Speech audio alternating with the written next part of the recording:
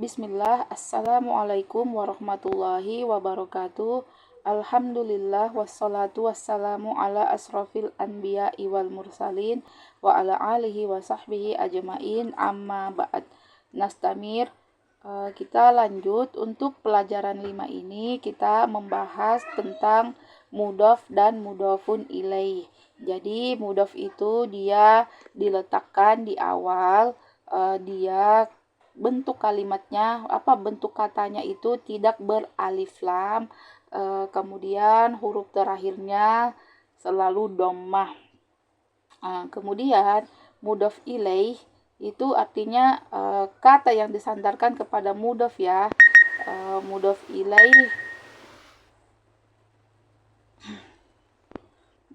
ilaih itu dia bentuknya selalu beralif lam, kecuali nama orang ya yang tidak beralif lam. Kemudian huruf terakhirnya itu dia berharokat kasroh atau kasrohtain.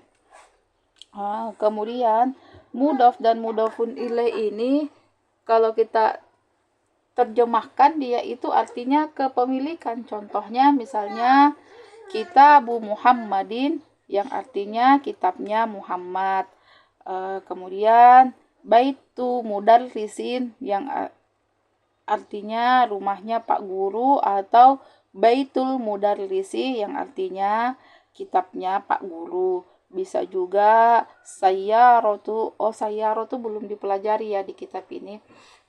Bisa juga misalnya Qolamu Aliyun yang artinya Qolamu Aliyin yang artinya pulpennya Ali. Misalnya kursinya siswa berarti kursiyu. Kemudian siswa tolibin berarti kursiyu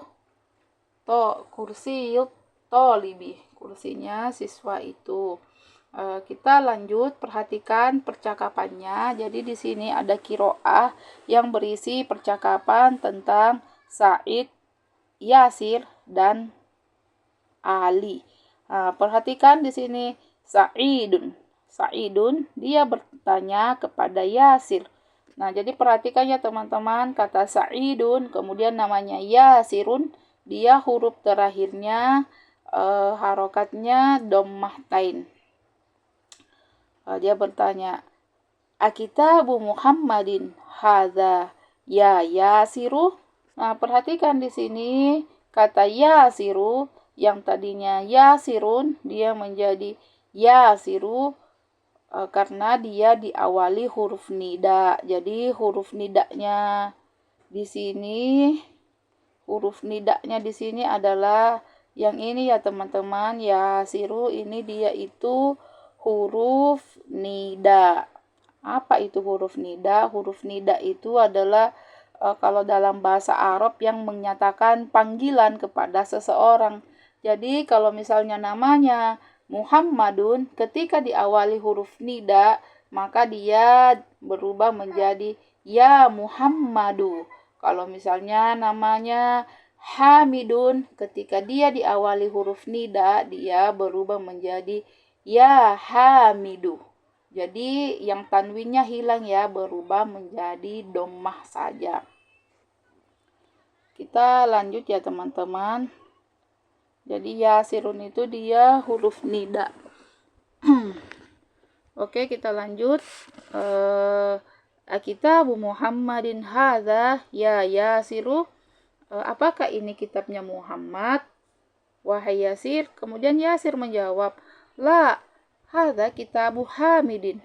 Bukan, ini kitabnya Hamid.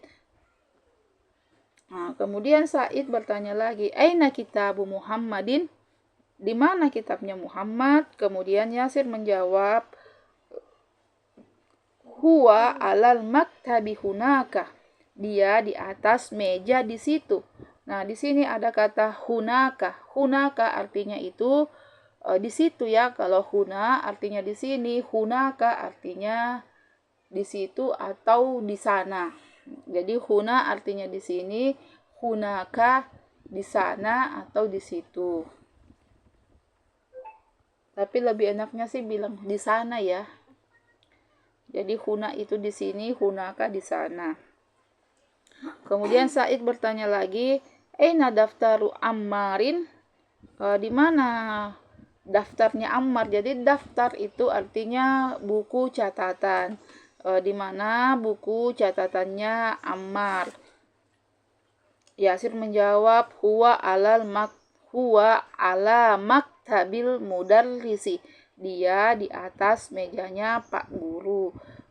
Kemudian Said bertanya lagi, qalamu man hadza ya Aliyu? Nah, ini sudah saya jelaskan tadi, yang Aliyun karena dia diawali huruf nida, maka dia menjadi ya Aliyu. Jadi nama orang kalau diawali huruf nida, maka bukan cuma nama orang ya. Jadi setiap isim ketika dia diawali huruf nida, maka yang tadinya dhammahtain berubah menjadi dhammah. Qalamu man hadza ya Ali? Ini pulpennya siapa Ali? Wahai Ali.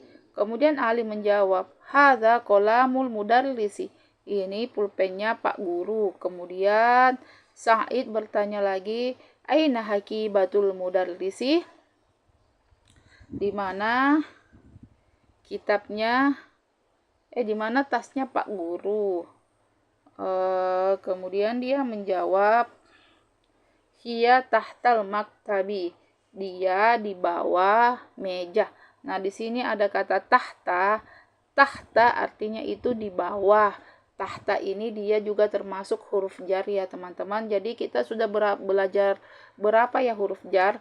Kita sudah belajar huruf jar min yang artinya dari, kita sudah belajar ila yang artinya ke, kita sudah belajar ala yang artinya di atas, dan kita juga sudah belajar fi yang artinya di atau di dalam. Kemudian hari ini kita belajar tahta yang artinya di bawah. Jadi kita sudah belajar 5 huruf jar. Kemudian di sini ada latihannya. Perhatikan teman-teman cara menjawab soal itu. Jadi kebanyakan yang menjawab soal itu masih sebenarnya jawabannya tepat ya. Cuma ada baiknya ketika kita menjawab soal itu, soalnya kita ulangi dulu pertamanya, kemudian kita jawab. Contoh misalnya, jadi ini ada latihannya, latihan pertama, ajib anil astilatil atiyati, jawablah pertanyaan berikut. Nah, di sini pertanyaan pertama, aina kitabu Muhammadin? Ahsannya ketika kita menjawab, maka kita ulangi dulu sedikit pertanyaannya di sini. Kita ngambil dari kitabu Muhammadin. Nah, seperti itu ya teman-teman cara menjawabnya. Jadi untuk nomor 1 ini saya jawab, aina kitabu Muhammadin? Di mana kitabnya Muhammad? Maka silahkan dijawab, kitabu Muhammadin huwa alal maktabi hunaka. Atau bisa juga kitabu Muhammadin alal maktabi hunaka. Sebenarnya bisa juga sih langsung dijawab huwa alal maktabi hunaka, tapi ahsannya kita mengulang ya pertanyaannya, karena ini kan soal. Lain halnya kalau kita langsung ditanya misalnya, mana kitabnya Muhammad? Bisa kita langsung jawab, oke, di sana. Seperti itu. Kemudian yang kedua, aina kitabu Ammarin? Di mana kitabnya Ammar? Nah, di sini teman-teman bisa menjawabnya huwa alal maktabil mudarrisi, huwa ala maktabil mudarrisi, atau bisa juga kitabu Ammarin ala maktabil mudarrisi. Kemudian aina hakibatul mudarrisi? Di mana tasnya Pak Guru? Jadi silahkan dijawab hiya tahtal maktabi atau hakibatul mudarrisi tahtal maktabi. Jadi untuk tamarin 1 ini tidak usah dikerjakan.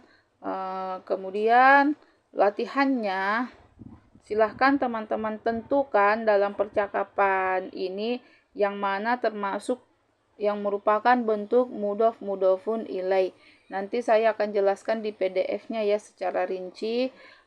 Kemudian tugas berikutnya adalah yang ini latihan 2. Jadi latihan 2 ini kita ubah ke bentuk mudhof dan mudhofun ilaih. Contoh misalnya di sini ada kitabun dan ada kata Muhammadun. Jadi ketika dia digabung supaya membentuk kata yang membentuk mudhof dan mudhofun ilaih, maka dia bentuknya menjadi kitabu Muhammadin. Begitu juga dengan yang soal berikutnya maktabun dan al-mudarrisu. Ketika dia digabung, dia menjadi maktabul mudarrisi, yang artinya mejanya Pak Guru. Nah, jadi silahkan teman-teman lanjutkan. Di sini ada kolamun dan hamidun, ada baitun dan abbasun, ada gurfatun dan aliyun, ada daftarun dan sa'idun, ada mindilun dan yasirun, komisun dan ammarun, sarirun, khalidun, miftahun, albaitu, dukkanun, at-tajiru, baitun, al-muhandisu, ismun, al-waladu, kitabun, Allahu, bintun, at-tabibu, kemudian miftahun, as-sayyaratu. Silahkan teman-teman kerjakan, jangan lupa artinya.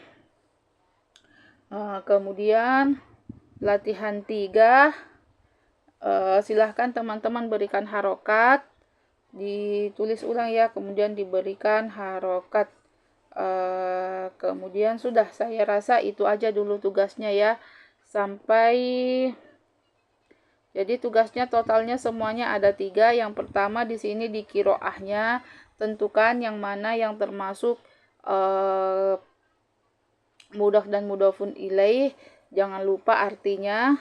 Kemudian latihan kedua, di sini ada 2 isim yang teman-teman gabung supaya dia membentuk susunan mudhof dan mudhofun ilaih. Jangan lupa diberi artinya juga. Kemudian yang ketiga di sini juga ada kata-kata, silahkan teman-teman berikan harokat. Jadi latihannya totalnya 3 ya teman-teman. Subhanakallahumma wa bihamdika asyhadu an la ilaha illa anta astaghfiruka wa atubu ilaik.